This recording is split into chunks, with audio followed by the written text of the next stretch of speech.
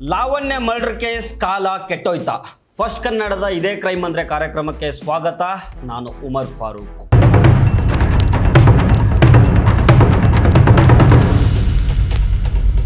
ಮನುಷ್ಯ ಸಂಬಂಧಗಳಲ್ಲಿ ಪ್ರೀತಿ ಕರುಣೆ ಅನ್ನೋದು ಸಂಪೂರ್ಣವಾಗಿ ಕರಗಿ ಹೋಗ್ತಾ ಇದೆಯಾ? ಪ್ರೀತಿ ಮದುವೆ ಹೆಸರಲ್ಲಿ ಯುವಕ ಯುವತಿಯರ ಹೆಣಗಳು ಸಾಲು ಸಾಲಾಗಿ ಉರುಳ್ತಾ ಇರೋದು ಯಾಕೆ?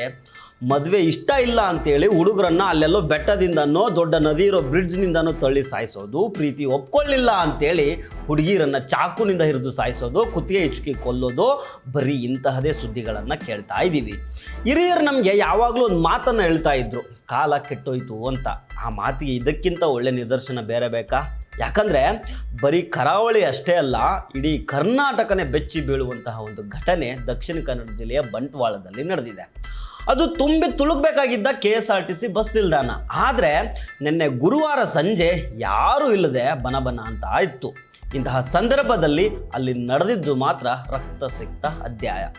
ತನ್ನ ಪ್ರೀತಿಯನ್ನು ಒಪ್ಕೊಳ್ಳಿಲ್ಲ ಅನ್ನೋ ಒಂದೇ ಒಂದು ಕ್ಷುಲ್ಲಕ ಕಾರಣಕ್ಕೆ ಸಾರ್ವಜನಿಕ ಸ್ಥಳದಲ್ಲೇ ಒಬ್ಬ ಯುವತಿಯನ್ನ ತಲವಾರಿನಿಂದ ಕೊಚ್ಚಿ ಬರ್ಬರವಾಗಿ ಕೊಲೆ ಮಾಡಲಾಗಿದೆ. ಹಾಗಾದರೆ ಯಾರು ಆ ಯುವತಿ? ಏನಿದು ಘಟನೆ? ಇದು ಕೇವಲ 10 ದಿನಗಳ ಅಂತರದಲ್ಲಿ ಬಂಟ್ವಾಳದಲ್ಲಿ ನಡೆದ 2ನೇ ದುರಂತ ಘಟನೆ.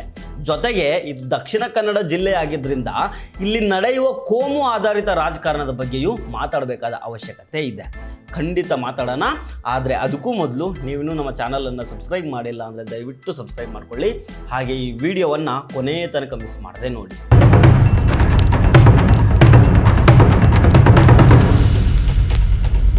BC ರೋಡ್ ಬಸ್ ಸ್ಟ್ಯಾಂಡ್ನಲ್ಲಿ ಬಲಿಯಾದ ದುರ್ದೈವಿ ಯುವತಿಯ ಹೆಸರು ಲಾವಣ್ಯ. ವಯಸ್ಸು 21 ವರ್ಷ, ಕೆಲವು ಮೂಲಗಳ ಪ್ರಕಾರ 23 ವರ್ಷ ವಯಸ್ಸು.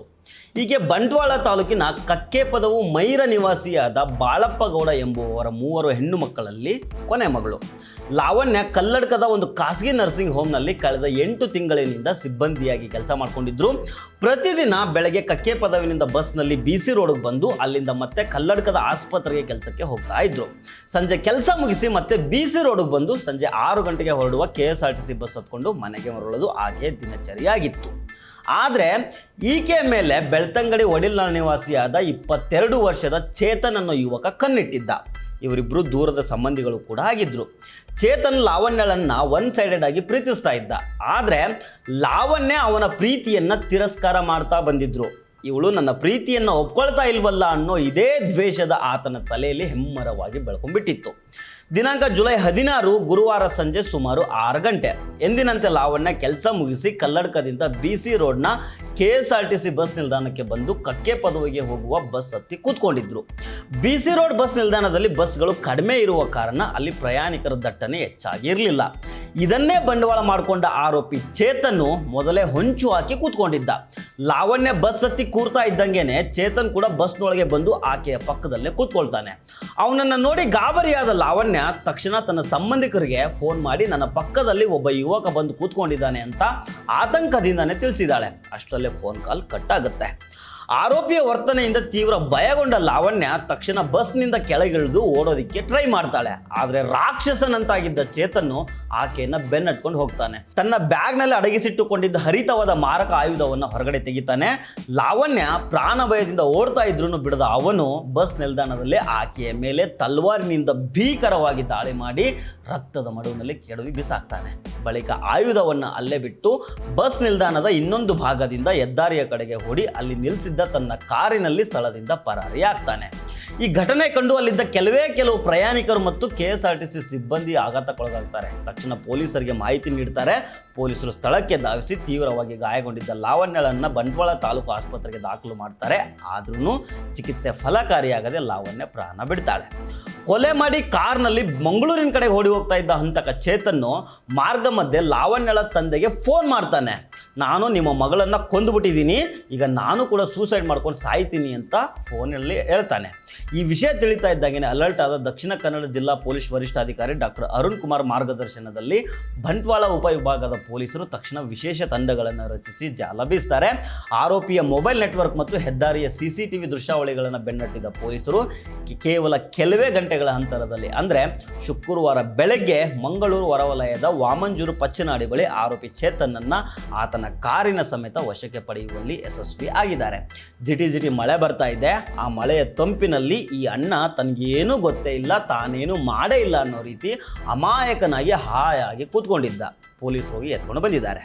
ಆದರೆ ಪೊಲೀಸರು ಬಂಧಿಸುವಷ್ಟರಲ್ಲಿ ಆರೋಪಿ ಚೇತನ್ನು ಇಲಿ ಪಾಶನ ಸೇವಿಸಿರುವುದಾಗಿ ಹೇಳ್ಕೊಂಡಿದ್ದಾನೆ. ಹೀಗಾಗಿ ಪೊಲೀಸರು ಅವನನ್ನು ತಕ್ಷಣ ಚಿಕಿತ್ಸೆಗಾಗಿ ಸರ್ಕಾರಿ ಆಸ್ಪತ್ರೆಗೆ ದಾಖಲು ಮಾಡಿದ್ದಾರೆ. ತನಿಖೆಯನ್ನು ಮುಂದುವರಿಸಿದ್ದಾರೆ. ಈ ಪ್ರಕರಣದಲ್ಲಿ ಒಂದು ಮಹತ್ವದ ಆಯಾಮ ಬೆಳಕಿಗೆ ಬಂದಿದೆ. ಪೊಲೀಸ್ ಮೂಲಗಳ ಪ್ರಕಾರ ಕೇವಲ 1 ತಿಂಗಳ ಹಿಂದೆ ಅಷ್ಟೇ ಆರೋಪಿ ಚೇತನ್ನು ಲಾವಣ್ಯ ಕೆಲಸ ಮಾಡ್ತಾ ಇದ್ದ ಕಲ್ಲಡ್ಕದ ಒಂದು ಖಾಸಗಿ ಆಸ್ಪತ್ರೆಗೆ ಬಂದು ದೊಡ್ಡ ಗಲಾಟೆ ಕೂಡ ಮಾಡಿದ್ದಂತೆ. ಆ ಸಂದರ್ಭದಲ್ಲಿ ಆಸ್ಪತ್ರೆಯ ಇತರ ಸಿಬ್ಬಂದಿ ಮಧ್ಯಪ್ರವೇಶ ಮಾಡಿ ಅವನನ್ನು ತಡೆದು ವಾಪಸ್ ಕಳಿಸಿರ್ತಾರೆ. ಆದರೆ ಆ ಸಮಯದಲ್ಲಿ ಯಾವುದೇ ರೀತಿಯ ಅಧಿಕೃತ ಪೊಲೀಸ್ ದೂರು ದಾಖಲಾಗಿರಲಿಲ್ಲ.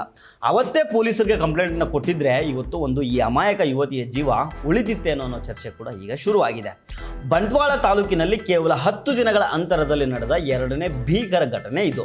ಕಳೆದ ಜುಲೈ 6ನೇ ತಾರೀಕು ಮೊಂತಿಮಾರುಪಟ್ಟು ಬಸ್ ನಿಲ್ದಾಣದಲ್ಲಿ ಕಾಲೇಜಿಗೆ ಹೋಗೋದಕ್ಕೆ ಕಾಯ್ತಾ ಇದ್ದ ಅಪ್ರಾಪ್ತ ವಿದ್ಯಾರ್ಥಿನಿಯ ಮೇಲೆ ಮೊಹಮ್ಮದ್ ಜವಾರ್ ಎಂಬಾತ ಚೂರಿಯಿಂದ ಹಲ್ಲೆ ಮಾಡಿದ್ದ. ಈಗ BC ರೋಡ್ನಲ್ಲಿ ಲಾವಣ್ಯ ಹತ್ಯೆಯಾಗಿದೆ. ಈ ಸಾಲು ಘಟನೆಗಳಿಂದ ಮಂಗಳೂರು ಜಿಲ್ಲೆಯ ಜನತೆ, ವಿಶೇಷವಾಗಿ ಮಹಿಳೆಯರು ಮತ್ತು ಪೋಷಕರು ತೀವ್ರ ಆತಂಕಕ್ಕೆ ಒಳಗಾಗಿದ್ದಾರೆ. 2025ರಲ್ಲಿ ಬೆಂಗಳೂರಿನ ಪ್ರಿಯಕರನೊಬ್ಬ ಗೋವಾದಲ್ಲಿ ತನ್ನ ಪ್ರೇಯಸಿಯನ್ನು ಕೊಲೆ ಮಾಡಿದ್ದ ಪ್ರಕರಣ ಭಾರಿ ಚರ್ಚೆ ಆಗಿದ್ದನ್ನು ನಾವಿಲ್ಲಿ ನೆನಪಿಸ್ಕೊಳ್ಬೋದು. ಇದಿಷ್ಟೇ ಅಲ್ಲ, ನಾವಿಲ್ಲಿ ಮಾತಾಡಬೇಕಾಗಿರೋದು ತುಂಬ ಇದೆ. ಯಾಕಂದರೆ ಈ ಘಟನೆ ನಡೆದಿರೋದು ದಕ್ಷಿಣ ಕನ್ನಡ ಜಿಲ್ಲೆಯಲ್ಲಿ. ಈಗ ಸೋಷಿಯಲ್ ಮೀಡಿಯಾದಲ್ಲಿ ಆಗ್ತಾ ಇರೋ ಚರ್ಚೆ ಏನಪ್ಪ ಅಂದರೆ, ಅಪ್ಪಿತಪ್ಪಿ ಇಲ್ಲಿ ಆರೋಪಿ ಮುಸ್ಲಿಂ ಏನಾದರೂ ಆಗಿರ್ತಾ ಇದ್ರೆ ಮುಂದೆ ಆಗ್ಬೋದಾದ ಪರಿಸ್ಥಿತಿಯನ್ನು ನೆನಪಿಸ್ಕೊಳ್ಳೋದಕ್ಕೂ ಆಗ್ತಾ ಇಲ್ಲ. ಕೆಲವು ನಿರುದ್ಯೋಗಿ ಪುಂಡ್ರು ಕೇಸರಿ ಶಾಲು ಹಾಕ್ಕೊಂಡು ಬಂದ್ ಮಾಡ್ಬಿಡ್ತೀವಿ ನಾವು ಇಡೀ ಸಿಟಿನ ಅಂತ ನಿಂತ್ಕೊಳ್ತಾ ಇದ್ರು. BJP ಬಜರಂಗ ದಳದ ಲೀಡರ್ಗಳು ಮೈಕ್ ಯಾವಾಗ ಸಿಕ್ಕುತ್ತೋ ಮುಸ್ಲಿಮರ ವಿರುದ್ಧ ಯಾವಾಗ ವಿಷ ಕಾರ್ತೀವೋ ಅಂತ ಚೇರ್ಗೆ ಟವಲ್ ಹಾಕೊಂಡು ನಿಂತ್ಕೊಳ್ತಾ ಇದ್ರು. ಬೆಂಗಳೂರಿನಿಂದ ಮಂಗಳೂರು ತನಕ BJP ಲೀಡರ್ಗಳು ಪಾದಯಾತ್ರೆ ಮಾಡ್ಕೊಂಡು ಹೋಗಿರೋರು. ದೂರದ ದೆಹಲಿಯಿಂದ ಬರೋ ಶೋಭಾ ಕರಂದ್ಲಾಜೆ ಮೇಡಮ್ಮು ತುಮಾರ ಪುರುಷನೇ ಅಮರ ಔರತ್ಗೂ ಧಕ್ಕಾ ದಿ ಅಂತ ಅಪ್ಪಟ ಹಿಂದಿ ಭಾಷೆಯಲ್ಲಿ ಭಾಷಣ ಮಾಡಿರೋರು. ಆದರೆ ಇಲ್ಲಿ ಆರೋಪಿ ಮುಸ್ಲಿಂ ಅಲ್ವಲ್ಲ, ಹಿಂಗಾಗಿ ಇವರೆಲ್ಲರ ಅಂಗಡಿ ಈಗ ಬಂದ್ ಆಗ್ಬಿಟ್ಟಿದೆ.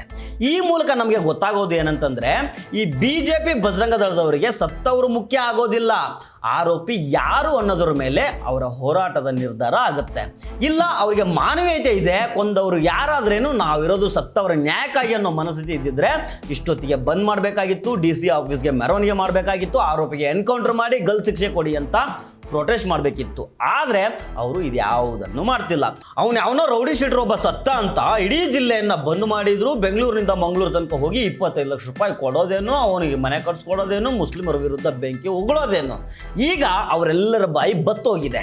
ಇಲ್ಲ ಬಾಯಿ ತುಂಬ ಕಡುಬು ತುರ್ಕೊಂಡು ಕೂತ್ಕೊಂಡಿದ್ದಾರೆ. ಸ್ವಲ್ಪ ಅಬ್ಸರ್ವ್ ಮಾಡಿ ನೋಡಿ ನೀವು. ಈ ಲಾವಣ್ಯ ಮರ್ಡರ್ ಕೇಸು ಮತ್ತು ಹುಬ್ಬಳ್ಳಿಯ ನೇಹಾ ಹಿರೇಮಠ್ ಕೇಸು ಒಂದೇ ತರಹದ್ದು. ಎರಡು ಪ್ರೀತಿ ವಿಚಾರಕ್ಕೆ ಆದ ಮರ್ಡರ್ ಮಾಡಿದ ರೀತಿ ಕೂಡ ಸೇಮ್ ಟು ಸೇಮ್ ಇತ್ತು. ಹುಬ್ಬಳ್ಳಿಯಲ್ಲಿ ಆರೋಪಿ ಫಯಾಜ್ ಮತ್ತು ನೇಹಾ ಹಿರೇಮಠ್ ಪರಸ್ಪರ ಪ್ರೀತಿ ಮಾಡ್ತಾ ಇದ್ರು. ಆದರೆ ನೇಹಾ ಮದುವೆ ಆಗೋದಕ್ಕೆ ಒಪ್ಕೊಳ್ಳಿಲ್ಲ ಅನ್ನೋ ಕಾರಣಕ್ಕೆ ಈ ಕಟುಕ ಫಯಾಜು ಆಕೆಯನ್ನ ಕಾಲೇಜ್ ಕ್ಯಾಂಪಸ್ನಲ್ಲೇ ಹಗಲೇ ಚಾಕುನಿಂದ ಚುಚ್ಚಿ ರಕ್ತ ಹರಿಸ್ಬಿಟ್ಟ. ಇಲ್ಲಿ ಬಂಟ್ವಾಳದಲ್ಲಿ ಅದೇ ಆಗಿದ್ದು. ಲಾವಣ್ಯ ಪ್ರೀತಿಯನ್ನು ಒಪ್ಕೊಳ್ಳಿಲ್ಲ ಅನ್ನೋ ಕಾರಣಕ್ಕೆ ಆರೋಪಿ ಚೇತನ್ನು ಹಗಲೇ ಬಸ್ ಸ್ಟ್ಯಾಂಡ್ ಒಳಗೆ ನುಗ್ಗಿ ಕುತ್ತಿಗೆ ಕಡಿದು ಆಗ್ದ. ಆದರೆ ಕೊಂದವರ ಹೆಸರಲ್ಲಿರೋ ವ್ಯತ್ಯಾಸಗಳು ಇಲ್ಲಿ ಹೋರಾಟದ ಮಿತಿಯನ್ನು ನಿರ್ಧಾರ ಮಾಡ್ತವೆ. ಅಲ್ಲಿ ಹಿಂದೂ ಯುವತಿಯನ್ನು ಕೊಂದವನ ಹೆಸರು ಫಯಾಜ್ ಆಗಿತ್ತು, ಅದಕ್ಕೆ ಅದು ಲವ್ ಜಿಯಾದ್ ಆಯಿತು. ನಿರುದ್ಯೋಗಿ ಪುಂಡರ ಹೆಗಲಿಗೆ ಕೇಸರಿ ಶಾಲ್ ಬಂದ್ಬಿತ್ತು. ಬೆಳಗ್ಗೆ ಹೋರಾಟ, ಸಂಜೆ ತೂರಾಟ ಭಾರಿ ಜೋರಾಗಿ ನಡೀತು. ಆದರೆ ಇಲ್ಲಿ ಹಿಂದೂ ಯುವತಿಯನ್ನು ಕೊಂದವನ ಹೆಸರು ಚೇತನ್ನು. ಸೊ ಇದು ಯಾವ ಜಿಯಾದ್ ವ್ಯಾಪ್ತಿಗೂ ಬರೋದಿಲ್ಲ, ಕೇಸರಿ ಶಾಲಿನ ಧೂಳನ್ನು ಒರೆಸೋದಿಲ್ಲ, ಹೋರಾಟ, ಹಾರಾಟ, ತೂರಾಟಗಳಿಗೂ ಅವಕಾಶ ಸಿಗಲಿಲ್ಲ. ಅವಕಾಶ ಸಿಗೋದಲ್ಲ, ಮನುಷ್ಯತ್ವ ಇದ್ದಿದ್ರೆ ನಾವು ಹೆಣ್ಣು ಮಕ್ಕಳ ಪರ, ನಾವು ವಿಕ್ಟಿಮ್ಗಳ ಪರ ಅಂತ ಬರ್ತಿದ್ರು. ಆದರೆ ಆರೋಪಿಗಳ ಹಿನ್ನೆಲೆಯನ್ನು ನೋಡೋ ನಾಮರ್ದರು ಇವತ್ತು ಮನೆಯಲ್ಲಿ ಕೈ ಹೊಸ್ಕೊಂಡು ಕೂತ್ಕೊಂಡಿದ್ದಾರೆ ಅಷ್ಟೇ. ಹಿರಿಯರು ಹೇಳೋ ಹಾಗೆ ಕಾಲ ನಿಜವಾಗ್ಲೂ ಕೆಟ್ಟೋಗಿದೆ. ಮದುವೆ ಇಷ್ಟ ಇಲ್ಲ ಅನ್ನೋ ಕಾರಣಕ್ಕೆ ಬೆಟ್ಟ ಗುಡ್ದಿದ್ದ ತಳ್ಬಿಟ್ಟು ಸಾಯಿಸೋದು, ಪ್ರೀತಿ ಒಪ್ಕೊಳ್ಳಿಲ್ಲ ಅನ್ನೋ ಕಾರಣಕ್ಕೆ ಹೀಗೆ ಕತ್ತರಿಸಿ ಬಿಸಾಕೋದು. ಕಾಲ ಕೆಟ್ಟೋಗಿದೆ ಅನ್ನೋದಕ್ಕೆ ಇದಕ್ಕಿಂತ ಒಳ್ಳೆ ಉದಾಹರಣೆ ಸಿಗ್ಲಿಕ್ಕಿಲ್ಲ. ನಿನ್ನೆ ದಿವಸ ಸಂಜೆ ವೇಳೆನಲ್ಲಿ ಬಂಟ್ವಾಲ್ ಪೊಲೀಸ್ ಸ್ಟೇಷನ್ ವ್ಯಾಪ್ತಿನಲ್ಲಿ ಒಂದು ಮರ್ಡರ್ ಆಗಿದೆ. ಅದರಲ್ಲಿ ಲಾವಣ್ಯ ಎಂದು ಒಂದು 21 ವರ್ಷದ ಹುಡುಗಿಯನ್ನು ಯಾರೋ ಒಬ್ಬ ವ್ಯಕ್ತಿ ಮರ್ಡರ್ ಮಾಡಿದ್ದಾನೆ ಎಂದು ಒಂದು ದೂರು ಬಂದಿದೆ. ಅದರ ನಿಟ್ಟಿನಲ್ಲಿ ಬಂಟ್ವಾಳ ಟೌನ್ ಪೊಲೀಸ್ ಸ್ಟೇಷನ್ ನಲ್ಲಿ ಕ್ರೈಮ್ ನಂಬರ್ 95/26 ಅಂಡರ್ ಸೆಕ್ಷನ್ 78 126 ಮತ್ತೆ 103 BNS ಪ್ರಕಾರ ಕೇಸ್ ದಾಖಲು ಮಾಡಿ ಕೊಲ್ಲಲಾಗಿದೆ. ಅದು ಎನ್ಕ್ವೈರಿ ಸಂದರ್ಭದಲ್ಲಿ ಅವಳನ್ನು ಮರ್ಡರ್ ಮಾಡಿರೋದು ಅವಳ ದೂರದ ರಿಲೇಟಿವ್ ಆಗಿದ್ದ ಚೇತನಂದ ಒಬ್ಬನು ಆ ಹುಡುಗಿಯನ್ನು ಏಕಪಕ್ಷವಾಗಿ ಲವ್ ಮಾಡ್ತಾ ಇದ್ದ. ಅವನೇ ಮರ್ಡರ್ ಮಾಡಿದ್ದಾನೆ, ತಲ್ವಾರನ್ನು ತಗೊಂಡು ಬಂದು ಎಂದು ಗೊತ್ತಾಗಿದೆ. ತದನಂತರ ಆರೋಪಿ ಪತ್ತೆ ಹಚ್ಚಲಿಕ್ಕೆ ವಿಶೇಷ ತಂಡಗಳನ್ನು ನೇಮಿಸಲಾಗಿದೆ. ಇವತ್ತಿನ ಬೆಳಗ್ಗೆ ಆರೋಪಿಯನ್ನು ಮ್ಯಾಂಗ್ಳೂರ್ನಲ್ಲಿ ಅವನನ್ನು ಸೆಕ್ಯೂರ್ ಮಾಡಿಕೊಳ್ಳಲಾಗಿದೆ.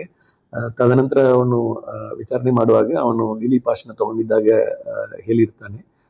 ಈ ನಿಟ್ಟಿನಲ್ಲಿ ಅವನನ್ನು ಸರ್ಕಾರಿ ಆಸ್ಪತ್ರೆಯಲ್ಲಿ ಈಗ ಅಡ್ಮಿಟ್ ಮಾಡಲಾಗಿದೆ. ಸದ್ಯ ಲಾವಣ್ಯ ಮರ್ಡರ್ ಕೇಸ್ ಸಂಬಂಧ ಬಂಟ್ವಾಳ ನಗರ ಪೊಲೀಸ್ ಠಾಣೆಯಲ್ಲಿ FIR ದಾಖಲಾಗಿದೆ.